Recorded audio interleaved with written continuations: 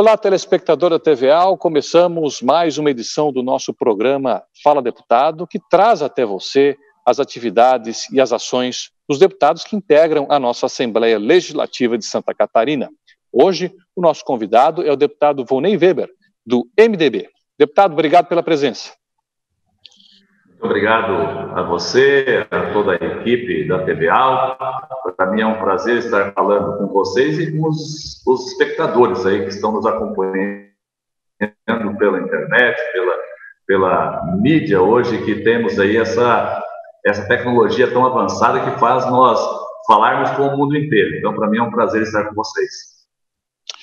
Deputado, a gente está no meio de uma pandemia, é difícil não tocar nesse assunto logo no começo da nossa entrevista. Como todo mundo, o senhor também foi afetado por isso, e aqui na Assembleia, no seu mandato, desenvolveu uma série de ações para tentar ajudar o Estado a enfrentar esse momento difícil. Gostaria que o senhor indicasse quais são aquelas que o senhor considera principais no momento de enfrentamento da Covid-19. Bom, primeiramente, como você mesmo fala, né, é um momento que estamos vivenciando antes nunca vivenciados, nem por nós, nem pelos nossos avós, nem pelos bisavós aqui no nosso país ou no mundo, né? Então, a nossa geração, ela não tem conhecimento da gravidade do que isso pode trazer. Mas o que a gente percebe é que isso vem trazendo uma insegurança muito grande na população nesse momento, a economia, de uma forma geral. A insegurança pela saúde, a insegurança pela economia. E aí, quando se fala em buscar mais segurança pela saúde, a gente trabalhou muito junto ao governo, fazendo com que levasse ao convencimento dele de fazer a instalação de equipamentos nos hospitais já existentes para ampliação dos leitos de UTI, aproveitando as estruturas e as equipes montadas já nos hospitais que têm essa estrutura, né?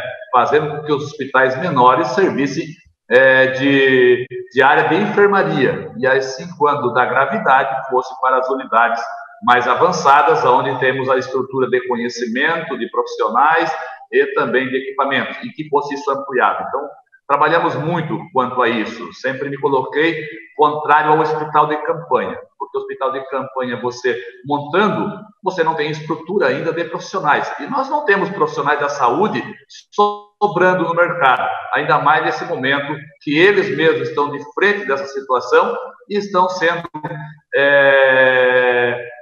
contaminados por esse vírus. Aí o afastamento desses profissionais também é num percentual bastante alto. Mas, enfim, trabalhamos muito nessa questão do convencimento do governo para estruturar os hospitais já existentes. Quanto também à questão da pandemia na área da saúde, a isenção do ICM dos produtos usados diretamente no enfrentamento do coronavírus.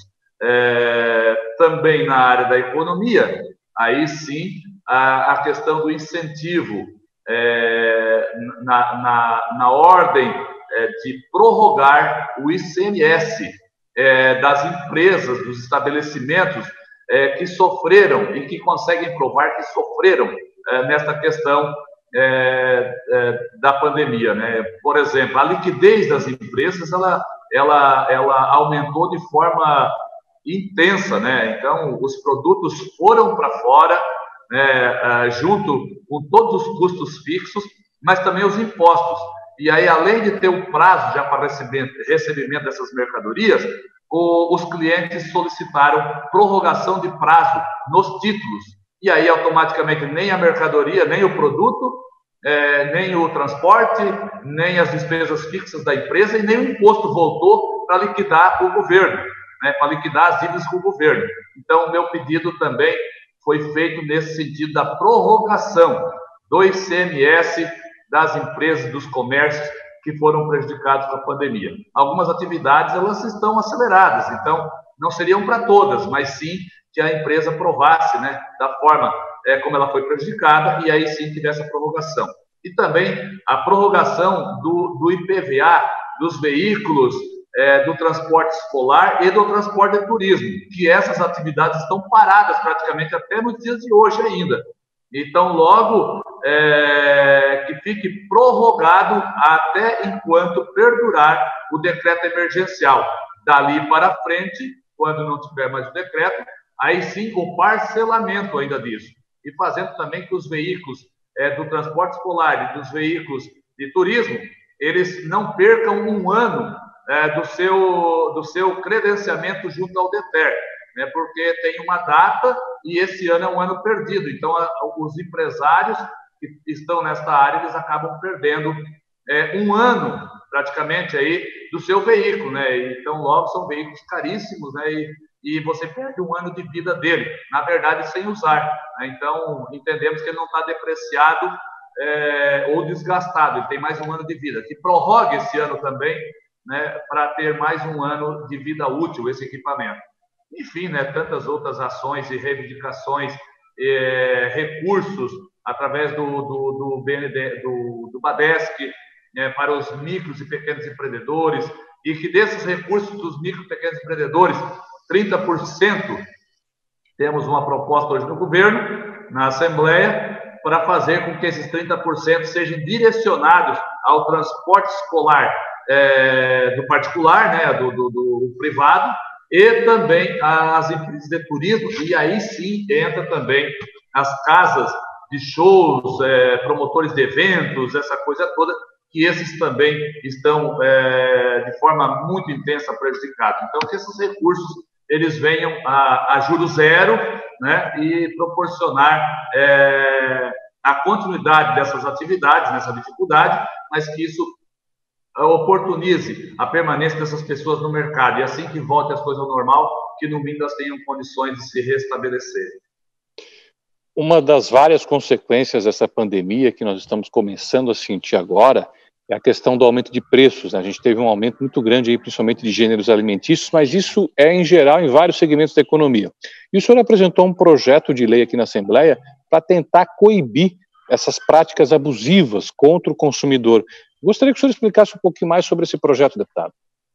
Bem, ali a questão da prática abusiva, muitas vezes são os espertos, né, que acabam concentrando as mercadorias, grandes distribuidores e tudo mais, e de produtos específicos que são diretamente ao combate ao coronavírus. Só que, de uma forma geral, hoje nós estamos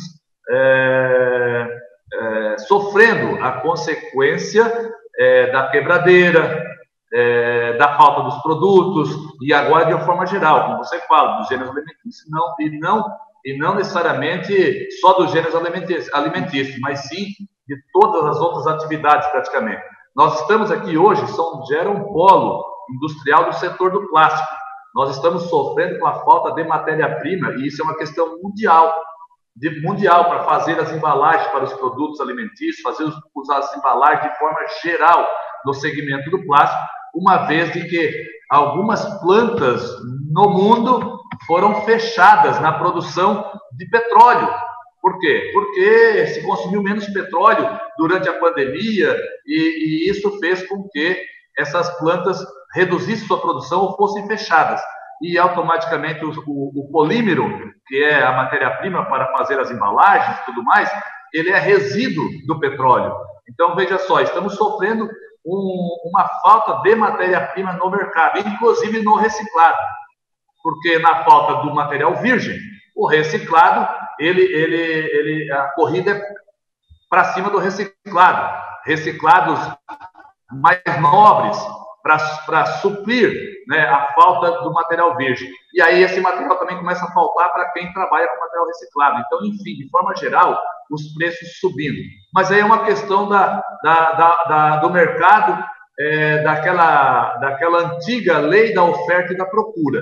Agora, o que não pode acontecer é usar de má fé, né, quando que existe produção, e a produção ainda não estava intensificada do álcool gel, dos produtos, medicamentos, e aí o pessoal, os laboratórios, ampliaram as suas produções, mas mesmo assim, em alguns casos, se aproveitando do momento.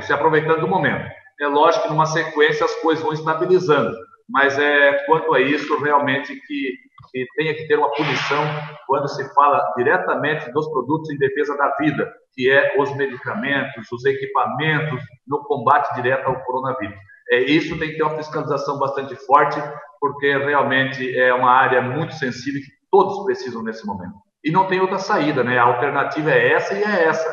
Não tem um plano B para você se proteger contra o coronavírus. É equipamentos, é medicamentos, enfim. E aí, nesses casos, a gente viu alguns absurdos no mercado. A gente ainda está no meio da pandemia, mas os outros assuntos não param, né? A gente tem várias outras questões que o seu mandato tem abordado aqui na Assembleia, inclusive um que foi transformado em projeto de lei, já está em vigor, já foi sancionado pelo governo, já é lei, que é um projeto que trata sobre parcelamento de solo. Quando a gente fala para as pessoas, fica difícil até para que elas entendam muitas vezes o que isso representa. Gostaria que o senhor explicasse qual é o objetivo dessa lei que alterou alguns aspectos sobre a questão do parcelamento de solo, em especial na área urbana, deputado. Muito bem, não trazendo benefício para empreendedores de forma alguma, mas sim a buscar celeridade nos processos de parcelamento do solo. Somos sabedores que hoje nós temos um programa do governo federal, do Minha Casa Minha Vida. Porém, se não tiver oferta de terrenos numa cidade, os preços dos terrenos são muito altos e automaticamente o pessoal da classe 1, que são de baixa renda, não consegue se enquadrar nessa compra de terrenos, porque o imóvel ultrapassa o valor que a Caixa permite, que o governo federal permite a compra. Então, logo, ele é desclassificado dos incentivos de um juro subsidiado.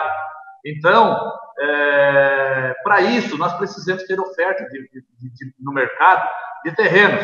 Para isso acontecer, nós temos que buscar celeridade, uma vez que hoje, para você instalar um parcelamento do solo, um loteamento, muitas vezes isso leva 3, 4, 5, 6, 7 anos, pela burocracia, pela demora do ir e voltar ao meio ambiente, ao IMA, do ir e voltar ao Ministério Público, porque a legislação ela é muito clara do parcelamento do solo, dos 35% de área verde, que tem que deixar como área verde, área pública, e também de reserva legal, se porventura existe reserva legal nesse terreno.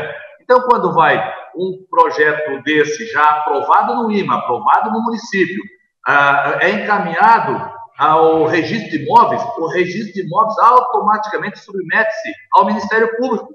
Aí o Ministério Público não acredita nos órgãos, muitas vezes, que passaram anteriormente, que é o IMA, por exemplo. E aí começa a fazer perguntas, começa a exigir novos estudos, quando já tem uma licença na mão, né, dizendo que está tudo ok. Então, o Ministério Público não tem prazo para devolver o projeto, para ou fazendo apontamentos, ou entregando de volta ao registro de imóveis, aí sim, concretizar o fracionamento. Então, nós, numa conversa junto ao MP, em Santa Catarina, né, nós buscamos um entendimento, consensualizou-se uma proposta, e essa proposta virou lei, e agora o Ministério Público ele vai sim ao Ministério Público, mas se ele não fizer apontamento dentro de um prazo, é devolvido ao registro de imóveis e o projeto continua. Então, tem prazo agora. Esse projeto ele vem de encontro a ter celeridade, ter prazo para fazer com que o empreendedor também não seja prejudicado, porque faz investimento na compra de terrenos, faz um projeto, gera toda uma expectativa e um custo, uma despesa, mas não tem prazo para finalizar isso. Então, nos dias de hoje, isso não dá para se permitir, porque tudo é custo, tudo é dinheiro, tudo é investimento. Então, logo, quando isso for realmente aprovado por um Ministério Público ou pelo IMA, o start já foi, o time já passou, já, a pessoa aquela já perdeu a sua capacidade de investimento e muitas vezes já houve a quebradeira, a falência desta empresa de parcelamento de imobiliário. Então, nós simplesmente queremos prazo, celeridade e, com isso, proporcionar oferta no mercado para fazer os mais humildes também ter a oportunidade de fazer a sua casinha financiada pelo Minha Casa Minha Vida.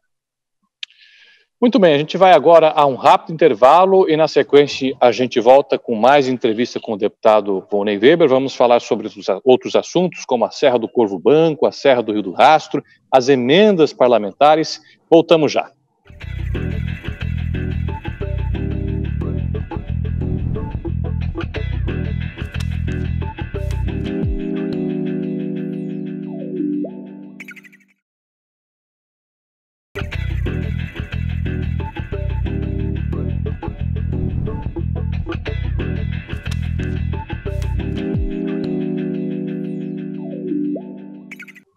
De volta pela TVA com o programa Fala Deputado, nosso entrevistado hoje, o deputado Volney Weber, do MDB. Nós falamos bastante sobre pandemia no primeiro bloco. Vamos falar agora sobre as emendas parlamentares de autoria do deputado Volney, que beneficiaram aí mais de 30 municípios com 7 milhões de reais que foram repartidos entre esses municípios, frutos de emendas elaboradas pelo deputado Volney. Gostaria, deputado, que o senhor falasse qual foi o principal destino dessas emendas que o senhor elaborou e que foram recentemente liberadas, o dinheiro foi liberado pelo Estado. Bem, do total de quase 7 milhões, parte dele foi distribuído aí para uns 30 municípios de forma bem fracionada, distribuindo o pão um pouquinho para cada filho. E ainda tem muitos municípios que eu não consegui contemplar, porque os recursos são poucos, né? As demandas são bastante, então logo fracionei desta forma. Então 2 milhões aí para 25 propostas, 30 propostas, não estou bem lembrado agora. Quase 1 milhão foi destinado às APAES. As APAES elas têm uma dificuldade da sua manutenção. Quem trabalha de forma voluntária ou lá na diretoria ou enfim, na própria gerência dessas entidades, eles sabem muito bem, a gente sabe da dificuldade, eu estive prefeito do meu município, a gente sabe da dificuldade que é manter uma entidade dessa. Então eles vão para semáforos, fazer coleta, fazer realmente buscar o apoio da sociedade com rifas e tudo mais. E isso é quase que desumano, vamos falar bem a verdade. Então, acabei direcionando aí quase 1 milhão para algumas APAES, para buscar reforma, investimento em veículos de qualidade para o transporte dessas pessoas especiais. Muitas são cadeirantes e os veículos não são apropriados, então acabei destinando alguns recursos para a compra de veículos apropriados para cadeirantes e tudo mais. Me sinto muito feliz, na verdade, por ter contribuído e conseguido contribuir com algumas APAES já do nosso estado. Então, logo vou estar deixando reservado aí para os próximos anos sempre uma quantia para nossas APAES. E o outro valor de 3 milhões, esse sim foi direcionado a um único hospital. O hospital, ele se chama Hospital Santa Terezinha, no município de Braço do Norte, no Vale das Encostas da Serra, próximo aqui de Tubarão, uma vez que nós temos mais de 500 mil de pessoas nessa região e temos um único hospital que tem UTI, que é o Hospital Nossa Senhora da Conceição em Tubarão. Então, veja só, a disputa por um leito de UTI é muito grande, é desumano, é inseguro. E quando alguém do Vale da Encosta da Serra precisa de uma UTI e que conseguir um leito em Tubarão, ou talvez em Criciúma, ou talvez em Araranguá, que são poucos leitos para toda essa região sul, aí você tem que enfrentar um transporte.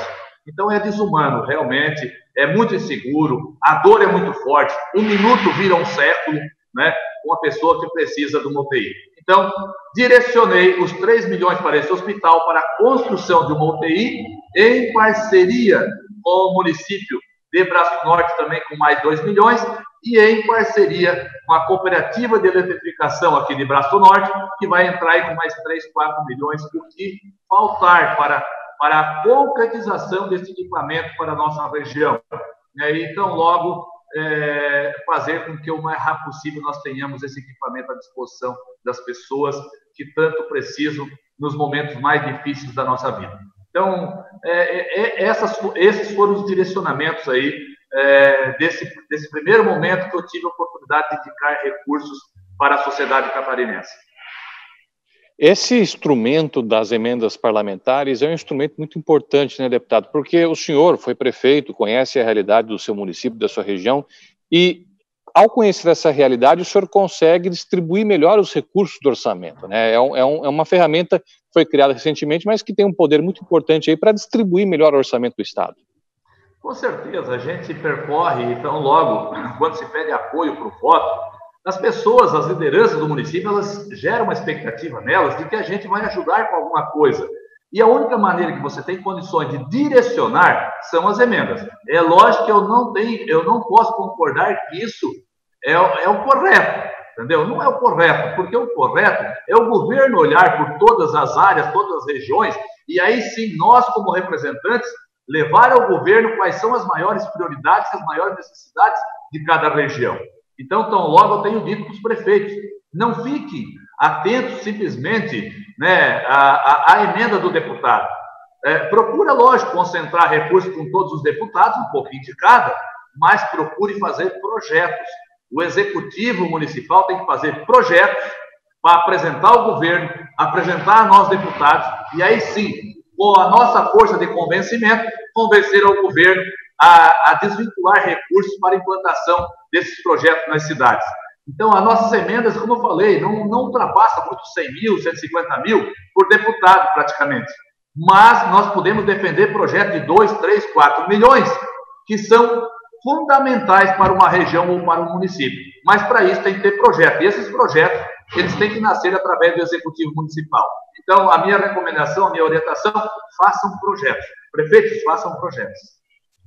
Uma batalha do senhor aí numa outra área, que é a questão da área da infraestrutura rodoviária, é a conclusão da pavimentação da estrada da Serra do Corvo Branco, ali entre Urubici e Grão-Pará. É uma nova ligação importante para a economia da região. Como que está essa questão, deputado? O senhor realizou ano passado uma audiência lá em Urubici e vem batendo muito nessa tecla da necessidade de concluir essa obra. Com certeza, né? Eu me refiro assim, se uma serra, que todo mundo sabe que é uma estrada sinuosa, a adrenalina quando você entra numa estrada de serra, ela aumenta. Imagina ela em estrada de chão. Então logo está pavimentado até próximo na parte de baixo, então logo está pavimentado tão próximo na parte de cima, e o local mais crítico e inseguro é a parte do penhasco, e ali muitas vezes não se executa essa obra. Então eu venho defendendo aí investimentos em todas as serras do nosso estado. Tanto a Serra do Faxinal, lá no extremo sul, a Serra da Rocinha, que é uma obra federal, mas agora está se concluindo, a Serra do Rio do Rastro, que agora está recebendo uma melhoria, que então logo eu defendi muito essas melhorias dentro dessa serra, porque ficou fechada, inclusive, no início deste governo, por quase 5 meses, fechada literalmente para veículos de carga, veículos pequenos de carga, inclusive. Serra esta que nasceu por necessidade, e não porque por o turismo, na época, nasceu com as mulas passar, aberta a picareta, depois por Jeep, depois por Fusca, e aí veio os caminhãozinhos de carga, e por necessidade, e ficou fechado por 5 meses.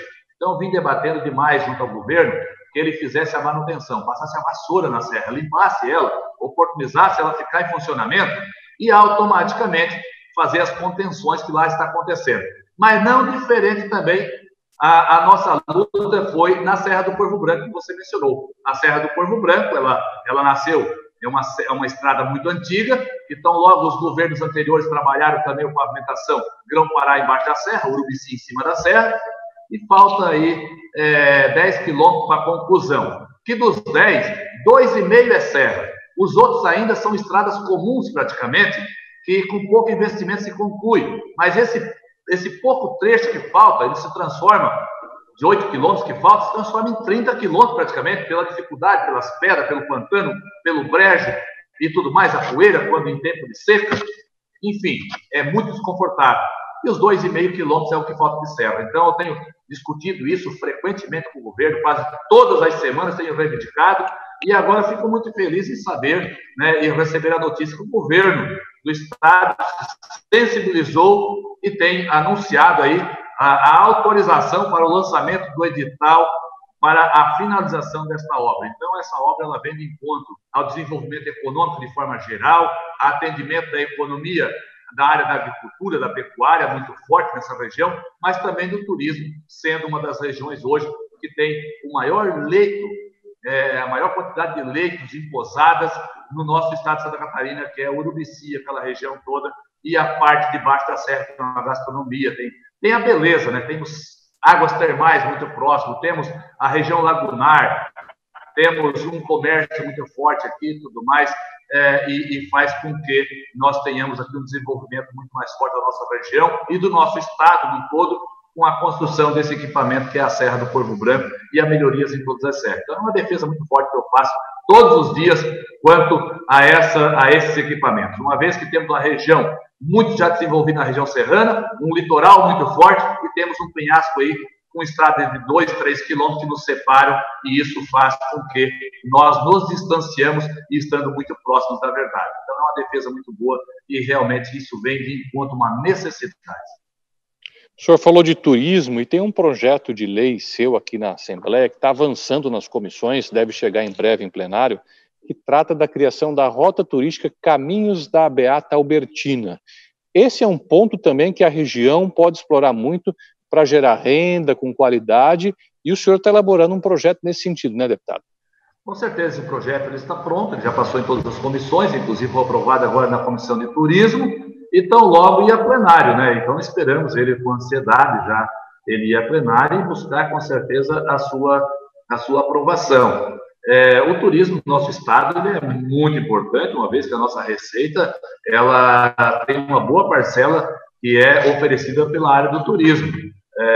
E quando se fala na nossa região sul, principalmente, e nós estávamos falando das serras, nós temos a Serra do Rio do Rastro, que é uma das estradas e das serras mais bonitas do nosso país e do mundo. Então, isso proporciona um desenvolvimento, com certeza, desde que se coloque ali equipamentos e que se dê uma atenção e oportunidade do turismo se fortalecer com investimentos naquela área, sendo verde, sendo ela por parte privada. Então, tem agora uma proposta já na Serra do Rio do Rastro, da concessão do espaço para uma plataforma de vidro ali e tal, e tem isso na China e tal, e a gente vê a intensidade de pessoas do mundo inteiro visitando esses locais, e quem vem para cá para fazer uma visitação dessa, ele vem com dinheiro, ele vem deixar realmente crescimento aqui. E também em todas as nossas áreas, falei em águas termais e tudo mais, mas o turismo religioso ele também é muito forte já aqui na nossa região. Então, lá na Beata Albertina, nós temos hoje uma visitação aí de 5 mil pessoas, praticamente, por mês, vindo de todas as partes do mundo. E olha só, não temos nem pavimentação para chegar até lá, de nenhum dos lados. Então, isso faz com que também o governo comece a observar, estando no calendário oficial do Estado, comece a observar da necessidade de investimentos, de acesso fácil, tanto por Imaruí, Pescaria Brava, por São Martinho, por São Bonifácio, e também aqui por Rio Fortuna, em todas as áreas de chegada. E hoje, para chegar lá, nós temos uma grande dificuldade. Então, o primeiro passo é botar ela na rota turística, né, e automaticamente solicitar ao governo que ele faça investimentos ali, que não são investimentos tão vultuosos, mas sim são investimentos importantíssimos, fazendo com que o turismo religioso seja reconhecido, mas que aquela região consiga e prospere através dessa atividade e que ela também acrescente junto com tantas outras áreas do turismo dentro do nosso estado. Deputado, é o seu primeiro mandato, o senhor já foi prefeito por 8 anos, tem uma experiência na política então, mas eu gostaria de saber do senhor, já chegando aí quase a metade desse primeiro mandato como deputado, como tem sido essa experiência até o momento aqui na Assembleia? Olha, posso dizer o seguinte, eu estive vereador, né? Quando vereador, trabalhei muito forte, sempre com conhecimento na íntegra dos projetos, sempre votei com consciência, com responsabilidade, e no Executivo foi um pouco diferente. O Executivo foi um momento de respeito ao Legislativo, de fazer a construção dos projetos em conjunto, independente de siglas partidárias, independente de oposição ou não, mas fazendo projetos para o povo daquela cidade, para o povo da cidade de São Lugerense. E, praticamente, construímos muito. Valorizamos o dinheiro público, fizemos muito mais com muito menos, conseguimos colocar a nossa cidade como a número 1 no Brasil, né, sendo a primeira e a única do nosso país que tem o saneamento urbano e rural todo tratado. Então, isso se faz com muito trabalho, com respeito ao dinheiro público e respeito ao cidadão, trazendo dignidade às pessoas, né? E isso fez com que me lançasse por uma cidade pequena a ser um candidato a deputado estadual. Não foi projeto meu, mas foi um projeto da cidade, do povo, que me exigiu a renunciar ao meu mandato e estar candidato a deputado. Um projeto quase que suicida, mas é lógico, eu ganhei 5.600 votos na minha cidade, num total de 8 mil votos, e só 7,5% foi para a urna. 80% votou em Volney Weber, que deu 5.600. Mas 5.600 para 41.353 faltava muito. E aí se perguntava, onde é que se buscou o resto? O resto, ou quase tudo, né? Se buscou através dos 5.600 que viraram cabo eleitoral de forma voluntária. Isso foi gratificante. E aí, então, logo, aqui eu exercia, aqui eu executava. E no Estado é um pouco diferente como legislador. A gente é mais quase como